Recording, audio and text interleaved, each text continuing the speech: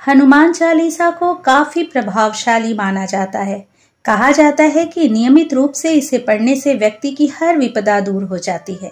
लेकिन क्या आप जानते हैं कि गोस्वामी तुलसीदास ने हनुमान चालीसा कहाँ और किन परिस्थितियों में लिखी थी? आइए आपको बताते हैं एक रोचक किस्सा। राम भक्त हनुमान को संकट मोचन भी कहा जाता है। मान्यता है कि अगर कोई व्यक्ति सच्चे मन से हनुमान बाबा की पूजा करे तो उसके सभी संकट दूर होते हैं। हनुमान जी की चालीसा में इतनी शक्ति है कि अगर आप इसे पूरे मन से नियमित रूप से पढ़ें तो बड़े से बड़े कष्ट दूर हो जाते हैं, बाधाओं से मुक्ति मिलती है, भूत पिशाच का साया भी आसपास नहीं भटकता है, पितृदोष मंगल दोष आदि से मुक्ति मिलती है। हनुमान चालीसा में हनुमान जी की क्षमता, राम के प्रति उनका भक्ति भाव और उनके कर्मों का बखान मिलता है। हम सभी जानते हैं कि हनुमान चालीसा की रचना गोस्वामी तुलसीदास जी ने की थी, लेकिन किन परिस्थितियों में उन्होंने हनुमान चालीसा लिखी ये ज्यादातर लोग नहीं जानते। आइए आपको बताते हैं हनुमान चालीसा की रचना से जुड़ा एक रोचक किस्सा। कहा जाता है कि गोस्वामी तुलसीदास ने हनुमान चालीसा की रचना अकबर की जेल में की थी। जब तुलसीदास जी ने श्री रामचरितमानस लिखी तो उनकी ख्याति दूर दूर तक हो गई। तुलसीदास की ख्याति और रामचरितमानस के प्रति लोगों की श्रद्धा को देखकर अकबर ने अपने सिपाही भेजकर तुलसीदास को अपने दरबार में बुलवाया।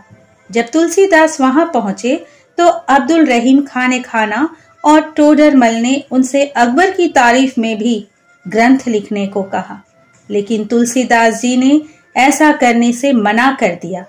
इससे नाराज होकर अकबर ने उन्हें कैद कर जेल में डलवा दिया। कहा जाता है कि जेल में बंद रहकर ही तुलसीदास जी को हनुमान चालीसा लिखने की प्रेरणा मिली और उन्होंने इसकी रचना की। एक दिन अकबर ने तुलसीदास को कारागार से अपने दरबार में बुलाया और कहा, मिलवाओ अपने श्री राम से, मैं भी देखना चाहता हूं उनका चमत्कार। तब तुलसीदास ने कहा कि हमारे श्री राम यूं ही किसी से नहीं मिलते, उनसे मिलने के लिए मन में श्रद्धा और भक्ति का होना जरूरी है। इस पर अकबर फिर से क्रोधित हो गया और तुलसीदास को दोबारा कारागार में डालने का आदेश दिया। तब तुलसीदास ने हनुमान जी की चालीसा को अकबर के दरबार में पढ़ना शुरू किया।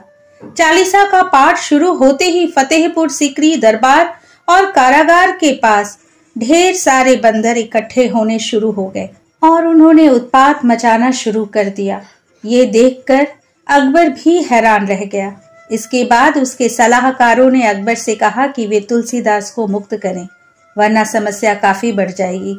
मजबूर होकर अकबर को तुलसीदास जी को रिहा करना पड़ा।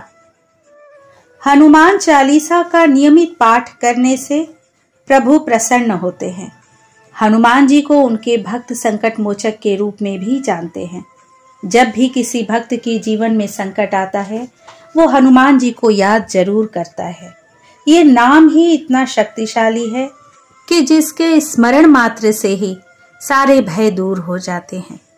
प्रेम से बोलिए, सियावर रामचंद्र की जय, पवन सुत हनुमान की जय।